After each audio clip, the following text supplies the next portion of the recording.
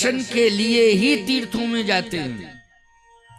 भगवान के दर्शन को पाने के लिए महात्मा भजन करते हैं। याद रखना, भगवान का दर्शन कैसे मिले? तो आप ये समझिए कि मंदिर में जो मूर्ति है उसको सामान्य मत समझो। उस मूर्ति की प्राण प्रतिष्ठा हुई है, उसमें प्राण है, तभी तो प्राण प्रतिष्ठा कहते हैं। नहीं ऐसे कैसे कह देंगे? प्राण प्रतिष्ठा का अर्थ है मूर्ति में प्राण है। तो जब मूर्ति में प्राण है तो आप सोच रहे हो कि मूर्ति हमसे बोलती क्यों नहीं है?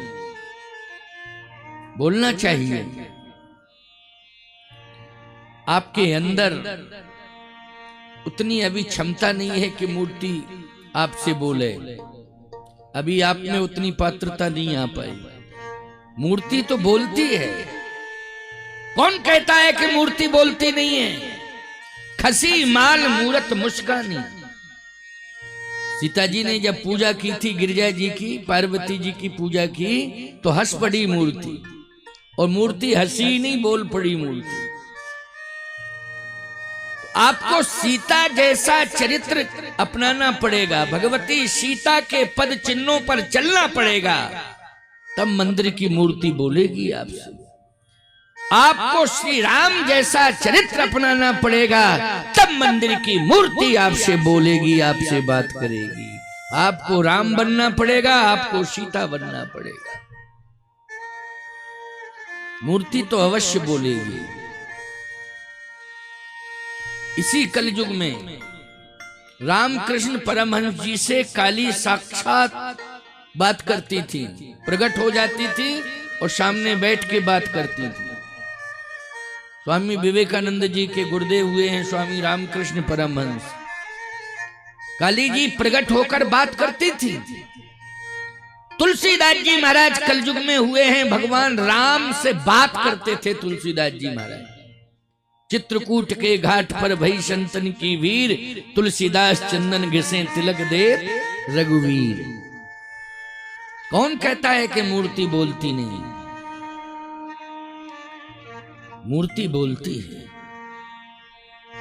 लोग कहते हैं कि पत्थर में क्या भगवान है? जो नास्तिक होते हैं वो कहते हैं पत्थर में भगवान है। आपने कह दिया कि प्राण प्रतिष्ठा हो गई तो प्राण प्रवेश हो गए मूर्ति में।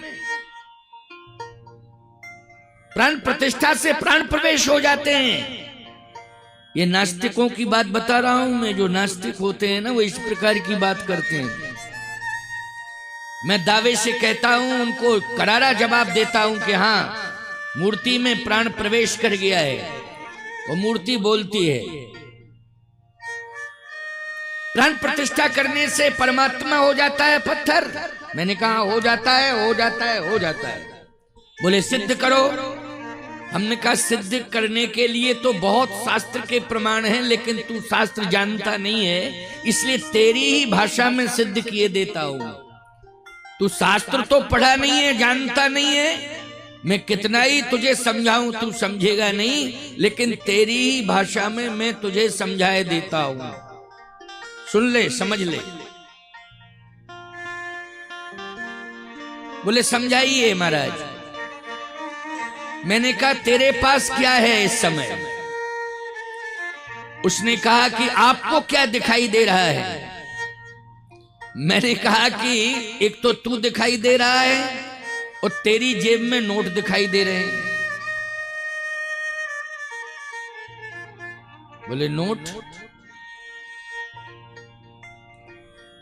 हाँ महाराज जेब में तो है। मैंने कहा निकाल। बोले पैसे से बताओगे क्या? हमने कहा प्रमाण दे रहा हूं, तू निकाल। तो जैसे उसने निकाला, अरे मैंने कहा मैं धोखे में था, नोट नहीं है तो कागज है। मैं तो धोखे में था कि ये नोट है, लेकिन ये तो कागज है। बोले ये कागज नहीं है। मैंने कहा देखने में तो कागज ऐसा लग रहा है। बोले आप पढ़े लिखे नहीं है क्या? इसमें क्या लिखा है? मैं धारक को 500 रुपया अदा करने का वचन देता हूं। गवर्नर का सिग्नेचर है इसमें, रिजर्व बैंक के गवर्नर का हस्ताक्षर है। देखो नीचे। मैंने कहा दिखाई तो कागज जैसा लग रहा है। बोले कागज देखने में लग रहा है लेकिन वो कागज नहीं है। मैंने कहा क्या बन गया? बोले ये 500 का नोट हो गया, देखने में कागज है तो 500 का नोट। मैंने कहा 500 का नोट कागज कैसे बना ये बताओ।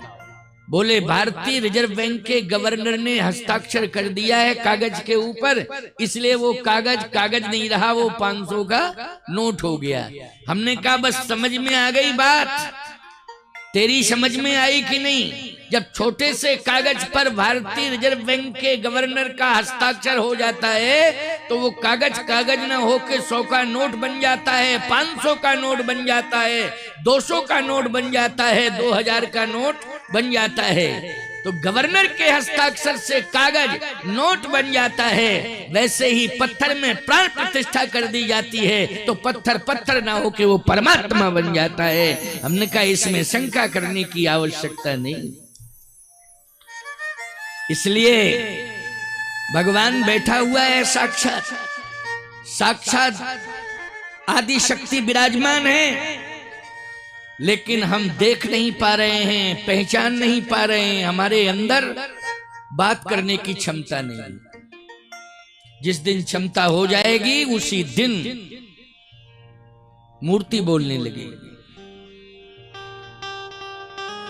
इसलिए गोस्वामी जी ने लिखा है, जाके रही भावना जैसी, जाके रही भावना जैसी, जाके रही भावना जैसी, जाके रही भावना जैसी, प्रभु मूरत देखी तिन तैसी, प्रभु मूरत देखी तिन तैसी, जागे रही भावना जैसी, जागे रही भावना जैसी, जागे रही भावना जैसी, जागे रही भावना जैसी, जागे रही भावना जैसी, प्रभु मूर्ति देखी तिन तैसी, प्रभु मूरत देखी तिन तैसी, प्रभु मूर्ति देखी तिन तैसी, प्रभु मूरत देखी तिन तैसी। जाके रही भावना जैसी, प्रभु मूरत देखी तिन तैसी। जैसी भावना जिसके अंदर होती है वैसा ही उसे भगवान दिखाई देता है। सभी संत भगवान के दर्शन के लिए अयोध्या जा रहे हैं, भगवान शंकर भी जा रहे हैं। औरों एक कहोन जो चोरी, सुन गिरिजायति दृढ़मति तोरी, काग भुसुंड संग हम दो, मनुज रूप जाने नहीं को। कागभूषण जी के साथ हम भी भगवान का दर्शन करने के लिए गए। एक साथी मुझे मिला, कागभूषण। कागभूषण जी भगवान के बहुत बड़े भक्त हैं, भक्त जगत के आचार्य हैं, सबसे बड़े श्री कागभूषण जी महाराज। भगवान का दर्शन करना चाहते हैं, वो तड़प रहे हैं, बेचैन हो रहे हैं कि कब भगवान का दर्शन हो। आज अवसर मिल गया उन्हें भगवान के दर्शन का। भगवान शंकर ने कागभूषण जी को अपने साथ लिया, अयोध्या पहुंच गए। सावधान, कथा बहुत बड़ी है, लेकिन थोड़ा सा संकेत देकर के प्रसंग को आगे बढ़ाऊंगा, क्योंकि बहुत प्रसंग शेष हैं अभी। और दिन आज की राम कथा तो पूर्ण हो ही जाएगी, तो 5 ही दिन तो शेष रहेंगे। क्यों भाई, चतुर्थ दिवस है ना आज, तो 9 दिवसीय कथा में 5 दिन शेष रह गए। प्रसंग बहुत है और आपको सुनाना भी है, लेकिन संक्षिप्त बात कह करके आगे बढ़ूंगा, बहुत संक्षिप्त में कहूंगा। कैसे भगवान का दर्शन हो, इसके लिए विचार चल रहा है। काकभूषण जी से कह रहे हैं भगवान शंकर कि सफल कैसे होंगे, क्योंकि बहुत छोटा रूप है प्रभु का, वो तो महल के अंदर है। इतने छोटे शिशु का दर्शन कैसे किया जा सकता है, और राजमहल के अंदर। आजकल बच्चा हो चाहे बच्ची हो, जब कोई जन्म लेता है ना, तो बच्ची होती है तो चिंता बढ़ जाती है कि विवाह करना पड़ेगा, और विवाह के लिए फिर कितना धन लगेगा वो इकट्ठा करना पड़ेगा। बेटा होता है